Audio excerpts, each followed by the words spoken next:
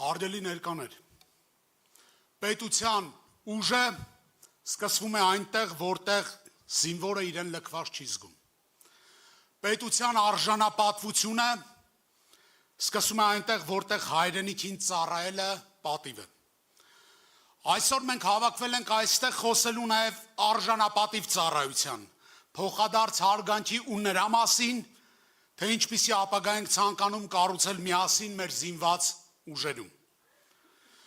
Մեզ փորձում են համոզել, թե թուլությունը խաղաղություն է բերում,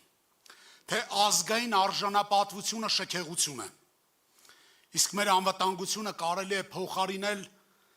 ժամանակավոր ու կեղծ հանգստության հետ։ Մեզ ասում են, որ մենք չենք կարող որոշել մեր ճակատագիրը, բայց մենք պարտավոր ենք ինքներս մեզ հարց տալ. ինչպես կարող ենք կառուցել ուժեղ պետություն, եթե մեր երիտասարդը ծառայություն է գնում ոչ թե վստահությամբ, այլ հաճախ անվստահությամբ։ Արժանապատիվ ծառայությունը պետք է լինի ազգային արժեք մի երկրի համար, որը գտնվում է բարդ տարածաշրջանում եւ ամեն օր կանգնած է անվտանգության մարտահրավերների առաջ։ Անվտանգությունն ու պաշտպանությունը յուրաքանչյուր պետության ողնաշարն են, իսկ նրանք, ովքեր անառիկ են պահում մեր հայրենիքը, ստեղծում են ուժեղ Հայաստանի ապագա հիմքը։ Մենք ունենք հստակ պատկերացում, թե ինչպիսի բանակ ենք ուզում կառուցել։ Այնպիսի բանակ, որտեղ սպայակազմը ոգևորող է, ոչ թե պարտադրող։ Այնպիսի բանակ, որտեղ ծառայելը պատիվ է եւ հպարտություն։ Այնպիսի բանակ, որտեղ զինվորը հայտնվում է ոչ թե այն պատճառով, որ ուրիշ ընտրություն չուներ, այլ քանի որ դա կոչում է։ Եվ այնպիսի բանակ, որտեղ սպաներն ու զինվորները չեն դառնում քաղաքական ձախողումների մեղավոր։ Սա է մեր նպատակը։ Եվ այդ ճանապարհը ունի 3 հենասյուն. պատիվ, պատասխանատվություն եւ արժանապատվություն։ Այս ճանապարհին առանձնակի դեր ունեն սպաներն ու զինվորները։ Ձեր դերը համա կարգաստեղծ է։ Ուժեղ բանակը սկսվում է այնտեղ, որտեղ հարաբերությունները կառուցվելու են ոչ թե վախի, այլ փոխադարձ հարգանքի եւ վստահության վրա։ Սակայն միայն բարոյահոգեբանական մթնոլորտը բավարար չէ։ Ծառայել հայրենիքին նշանակում է ունենալ նաև ամուր թիկունք։ Եվ մեր մոտեցումը հստակ է։ Ծառայությունը պետք է լինի արժանապատիվ ոչ միայն խոսքով, այլև պայմաններով։ Սա նշանակում է, որ մենք պարտավոր ենք ապահովել ոչ միայն բարոյական գնահատանք, այլև ամուր սոցիալական եւ ֆինանսական թիկունք։ Այսօր կա մի շատ հստակ խնդիր։ Զինծառայողը հաճախ իր ծառայությունն իրականացնում է սոցիալական եւ ֆինանսական անորոշության պայմաններում։ Իսկ ծառայությունից հետո շատ երիտասարդներ տուն են վերադառնում առանց հստակ կրթական, մասնագիտական ու բնակարանային հեռանկարների։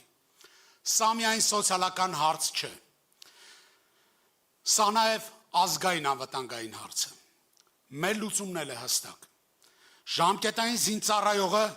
պետք է ունենա արժանապատիվ նվազագույն աշխատավարձ, ինդեքսավորված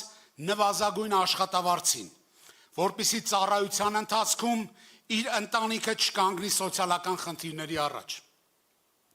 Ծառայությունից հետո պետությունը պետք է ապահովի անվճար բարձրագույն կամ մասնագիտական կրթության իրական հնարավորություն, որպեսզի ծառայությունը լինի ոչ թե դադար, այլ ներդրում ապագայի մեջ։ Մեր վետերանները եւ նրանց ընտանիքները պետք է ունենան պետության կողմից երաշխավորված բնակարանային ծրագրերի հասանելիություն,